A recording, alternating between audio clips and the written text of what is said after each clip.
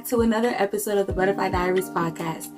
I'm your host, Farrah Voltaire, and I'm super excited to talk about this topic today. Before we get into it, please go ahead and like, comment, share, and subscribe to this channel if you haven't already, and follow us on Instagram. Go ahead and email us if you want to be a guest on the show, and follow us on TikTok if you want to see our fun little TikToks. We're going to get way more interactive on there. Okay, so today's topic is breaking generational trauma. It's Love Month, tomorrow's Valentine's Day, and everybody's talking about love, relationships, and all that good fun stuff. But no one is talking about breaking learned behavior and traumas. So we're going to get a little bit deeper into that. So butterflies, I'm going to go really quick. It's going to be a quick episode because I don't want to hold y'all here the day before Valentine's Day, or even after the day after Valentine's Day. I don't want to hold you guys at all. So we're going to go really quick. It's probably going to be a quick 5 to 10 minute episode. I'm not going to hold you guys long. So when talking about breaking generational traumas and breaking cycles, I'm talking about learned behavior. And when I'm talking about learned behavior, I'm talking about things we learn from, especially in Black households, things we learned from our moms, especially if you're raised in a single, not even Black, but single parent homes, fatherless homes, where you've had to see your mom kind of do it all on her own, be the strong parent, or even if you had a single dad and he was doing it all on his own. There were some things that we learned growing up that caused and shaped the way that we are dating now, right? So for example, my mom, right, as amazing as she is, coming up, she had a tendency to always, boast about herself, which she definitely had the right to do, right? So she really earned her stripes. So she could talk about herself all she wanted to. It's just that I've never seen my mom with a man. So my entire life, it's just been my mom and her against the world, right? So she got us a home. She had all these businesses, and my mom would talk to us and say, I'm your mom and your dad. I did this all on my own. And one thing that she was very adamant to me about was that you really don't need a man. You can do this. You can do this on your own. So coming up, especially with my 3 brothers, they were very, very adamant on teaching me how to be an independent woman. They taught me how to do a lot of things on my own, how to change my car tire, how to rotate my tires, how to fix household things. Like I'm literally a handyman around the house, handy woman around the house. So anything that breaks, I can fix pretty much. I can fix a toilet, I can fix a sink, I can fix a shower faucet, I can fix a broken AC unit. I know how to do every little thing around the house, just because my brothers were so adamant about, in my car, just because my brothers were so adamant about making me independent. And so I had to unlearn being independent. I had to unlearn being strong, and I'm learning how to surrender that strength onto God, so that when he does bring my person to me, when he does bring my spouse to me, I am able to submit to him without having to be strong. I can be soft, I can be feminine, I can be sweet, I could be there, I can be present, and not having to do everything all the time.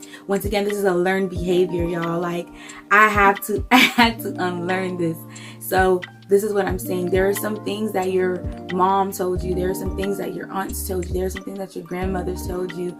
Out of their pain and their trauma, they wanted you to not experience. So they were telling you things to protect you from what they've experienced. But that's not your experience.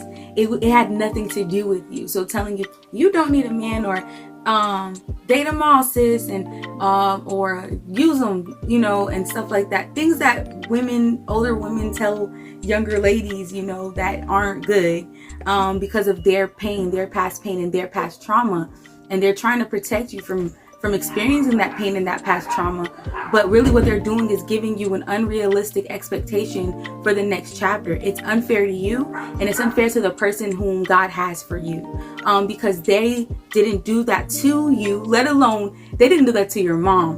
And so allowing that to be the basis of your relationship prematurely, because you were just psychologically geared and taught that way, it's unfair. So I'm going to tell you guys this, butterflies, real quick. Please go ahead and write this down. So I submit all of my trauma onto God. I submit all of my pain onto God. I submit all of the learned behaviors that are not mine onto God. Because the moment you submit these to the Lord, He's going to be able to go ahead and work within you to change the narrative, to change what you have learned, and start to show you how to be the woman of God, the wife that you need to be for your husband, the girlfriend you need to be for your boyfriend, right? For those of us that are dating. And in the preparation season for us single folk, in the preparation season, this is the time for us to really tell God and be honest and transparent with Him. Lord, these are the things that I've learned, and I want to unlearn them because I want to be a Proverbs 31 wife. I want to be a man after your own heart, Lord, because I want to show up in my household so that I may lead my household the way you have mandated it for me to lead. Okay, butterflies? So like I said, I'm not going to hold you too long. I actually am going to have a live conversation for this because I feel like I can introduce the topic, right? But there are some people that I can talk more deep on this topic. So we're going to have 2 wonderful guests, and I'm going to drop the flyer tonight, guys, so that you guys can be prepared to see who's going to be on the show, y'all. Also, butterflies, listen, there's an awesome show for my friends in West Palm Beach. If you are living in West Palm Beach, please listen real close. There is a huge concert coming to West Palm.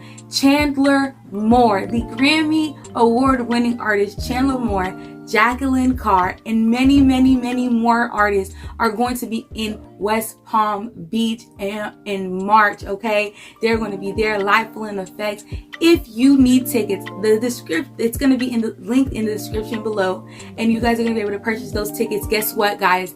Just tomorrow, all the way through, I believe, the 15th or the 16th, it's 50% off all tickets.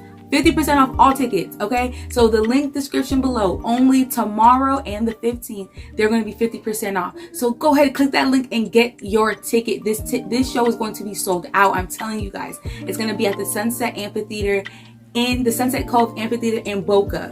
It's going to be beautiful. It's going to be a great time. This is Chandler Moore's first time in West Palm Beach, and we want to make sure he is welcomed, and we also want to have a good time in the Lord, y'all. It's going to be a huge experience. It's going to be awesome, and it's hosted by my church, and I am super excited to see what God is about to do in your life through this conference. It's going to be insane. Like I said, it's going to be Chandler Moore, Jacqueline Carr, Emmanuel Smith. We have some major artists, and we also have big entertainment coming through. You guys know Not Carlton Banks, right? The comedian. He's going to be there too, hosting it. We're going to have a great time, y'all. It's going to be a wonderful, fun time in the Lord, and I really hope you guys can come through. So go ahead in the link below and buy a ticket today. Even if you're in Orlando, if you're anywhere in Florida watching this, buy your ticket today, tomorrow, and on the 15th for 50% off. This is a one-time sale. It's only these 3 days.